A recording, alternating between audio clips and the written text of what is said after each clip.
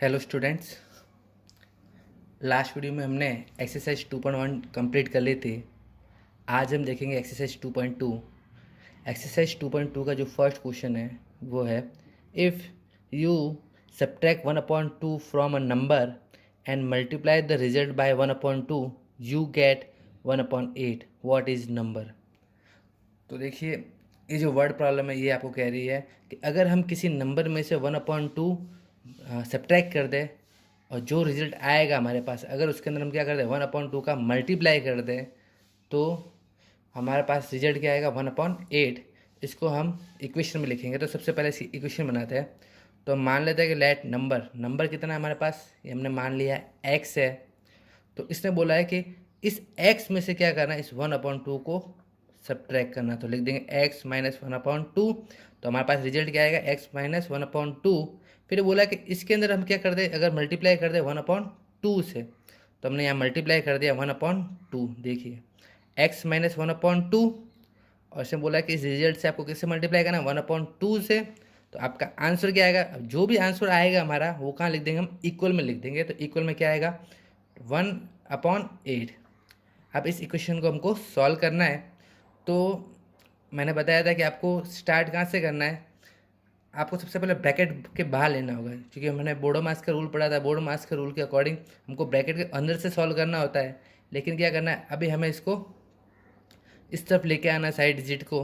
तो क्या करेंगे, हमें x की वैल्यू फाइंड करनी है। तो सबसे पहले जो सबसे बाहर है 1/2, जो कि ब्रैकेट के साथ क्या हो रहा है, मल्टीप्लाई हो रहा है, हम इस तरफ लेके आएंगे इसको। क्या हो जाएगा, ये इसका रेसिप्रोकल होकर मल्टीप्लाई हो जाएगा। क्यों, क्योंकि मैंने आपको एक ट्रांसपोजिशन मेथड बताया था, उसके अंदर बताया था जो मल्टीप्लाई हो रहा है वो ट्रांसपोज होने के बाद डिवाइड हो जाएगा, और जो डिवाइड हो रहा है वो क्या होगा, ट्रांसपोज होने के बाद मल्टीप्लाई हो जाएगा। तो इस हिसाब से अगर 1 को देखें तो 1 इस ब्रैकेट के साथ मल्टीप्लाई हो रहा है और 2 इसके साथ डिवाइड हो रहा है। तो क्या करेंगे, जब हम इसको इक्वल के दूसरी तरफ ट्रांसपोज कर लेंगे तो 1 जो मल्टीप्लाई हो रहा है वो चला जाएगा डिवाइड में, और 2 जो डिवाइड में है वो चला जाएगा मल्टीप्लाई में। तो यहाँ हो जाएगा 1/8 मल्टीप्लाई बाय 2/1।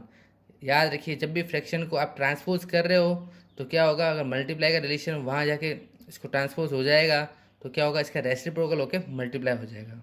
ओके, तो यहाँ से क्या होगा, ये 1/2 से 2 कट, 2 जा 2 और 2 4 जा 8, 4 टाइम कट हो जाएगा। तो यहाँ हमारा आंसर बचेगा 1 1 जा 1, 4 1 जा 4। तो आंसर आएगा इधर 1/4। तो हमारे लेफ्ट साइड में अब क्या बचा है, x माइनस 1/2 इक्वल टू 1/4। अब क्या करेंगे, ये जो माइनस का 1/2 है इसको भी इस तरफ ट्रांसपोज कर लेंगे। तो क्या हो जाएगा, x इक्वल टू हो जाएगा हमारा 1/4, क्योंकि माइनस का था, इधर आके क्या हो जाएगा प्लस, तो 1/2 हो जाएगा। अब इसको हम ऐड कर लेते हैं, इनका एलसीएम लेंगे तो कितना आएगा 4 आएगा। 4 में 4 का डिवाइड कितनी बार जाता है 1 टाइम, और 1 का 1 में मल्टीप्लाई 1 ही होगा। 2 का 4 में डिवाइड जाता है 2 टाइम। अब 2 को जब हम क्या करेंगे यहाँ पे 1 से मल्टीप्लाई कर देंगे तो 2 1 जा 2। ओके, तो इनको प्लस कर दो, आ जाएगा 3/4। उसके बाद हमारा क्वेश्चन नंबर है सेकेंड। क्वेश्चन नंबर सेकेंड ये है, the perimeter of rectangular swimming pool is 154. Its length is 2 meter more than twice its breadth. What are length and breadth of pool? मतलब एक स्विमिंग पूल है जो rectangular है, उसका जो पेरीमीटर दिया है इसने कितना दिया है 154 मीटर दिया है। ये कह रहा है कि इसकी जो लेंथ है वो इसकी ब्रेथ से 2 मीटर ज़्यादा है, ब्रेथ के ट्वाइस से। तो ब्रेथ के ट्वाइस से 2 मीटर ज़्यादा है, लेकिन हमारे पास ब्रेथ भी नहीं है, तो हम इसकी लेंथ नहीं बता पाएंगे। देखिए यहाँ सबसे पहले हमको ये समझना होगा कि हमको लेट किसको करना है, एज्यूम किसको करना है, लेंथ को करना है या ब्रेथ को। क्योंकि इसने क्या बताया, लेंथ है, लेंथ की कंडीशन दे रखी है कि वो ब्रेथ से किससे कैसे रिलेट करती है। तो अगर हमारे पास ब्रेथ होगी तो हम लेंथ को फाइंड कर सकते हैं। तो सबसे पहले हम यहाँ क्या मान लेंगे, पेरीमीटर, सॉरी इसको ब्रेथ को हम लेट कर लेंगे x। उससे पहले लिख देंगे the perimeter of rectangular pool equal to 154 metre. The let breadth of pool x। Breadth को क्यों माना, क्योंकि ब्रेथ से ही हम क्या करेंगे, इसकी लेंथ फाइंड कर सकते हैं, क्योंकि इसने इसकी लेंथ की कंडीशन दे रखी है। तो देन इट्स लेंथ क्या हो जाएगी, इसने बोला था इसकी ब्रेथ का ट्वाइस करना, मतलब 2 से मल्टीप्लाई करना। तो ब्रेथ क्या थी हमारे पास x थी, तो इसका ट्वाइस करना मतलब 2 से मल्टीप्लाई, तो 2x हो जाएगा। उसके बाद क्या करना है, इसे बोला 2 मीटर मोर, यानी इससे 2 मीटर ज़्यादा है, तो 2x के अंदर हम क्या कर देंगे, 2 को भी प्लस कर देंगे। ओके, उसके बाद हमें पता है कि पेरीमीटर ऑफ रेक्टेंगल क्या होता है, 2l प्लस बी। तो इस क्वेश्चन में ध्यान रखना, यहाँ हमारे पास दो साइड है, left hand side and right hand side. हम ज़्यादातर राइट हैंड साइड को सॉल्व करते हैं, लेकिन याद रखना कि इक्वेशन सॉल्व करते टाइम हमारे पास दोनों साइड होती है, दोनों के अंदर उसकी जो भी वैल्यू हमारे पास है वो वैल्यू वहाँ पे लिख देनी है। तो अगर हमारे पास पेरीमीटर ऑफ रेक्टेंगल है तो हम क्या करेंगे, इसको लेफ्ट साइड में लिख देंगे। हमारे पास है पेरीमीटर ऑफ रेक्टेंगल 154, ये गिवन था, तो हमने क्या किया, इस पेरीमीटर ऑफ रेक्टेंगल की जगह क्या लिख दिया, 154 इक्वल टू, फिर ब्रैकेट में यहाँ पे लिख देंगे हम लोग, एल की वैल्यू क्या थी, 2x प्लस 2।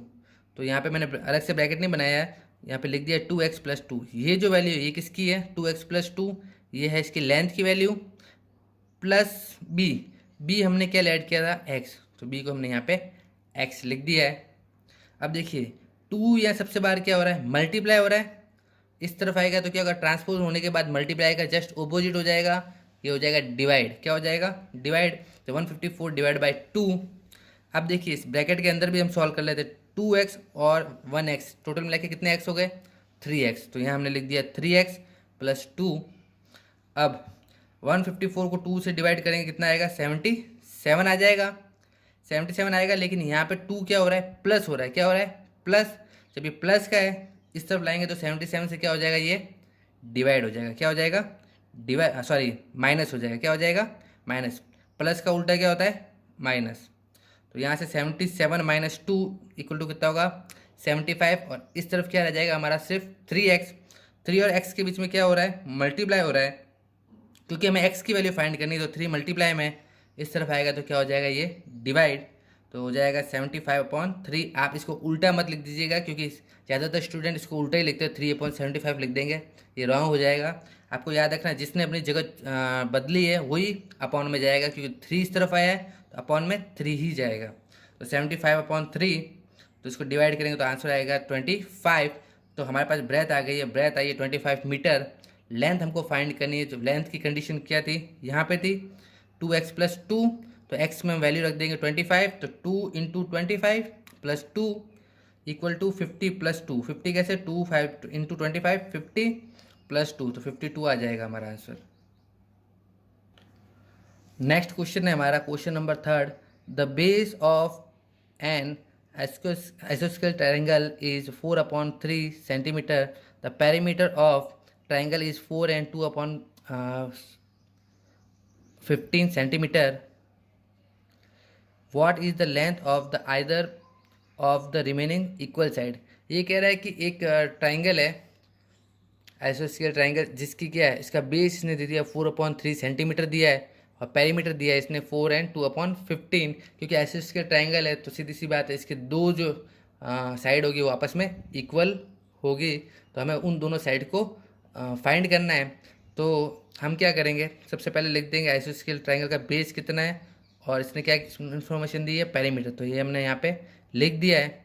इसके बाद हमें क्या करना है, हमें मान लेना है let the length of other side, दूसरी साइड की जो लेंथ है वो क्या है, x है। तो द पेरीमीटर ऑफ ट्राइंगल क्या होता है, सम ऑफ ऑल साइड होता है, मतलब ट्राइंगल की जितनी भी साइड है उन सबको प्लस कर दो। ट्राइंगल की 3 साइड होती है, तीनों को प्लस कर देना है। तो यहाँ हम लिख देंगे पेरीमीटर, ये यहाँ पे मिक्स फ्रैक्शन में था, हमने इसको इम्प्रॉपर में बदल दिया है।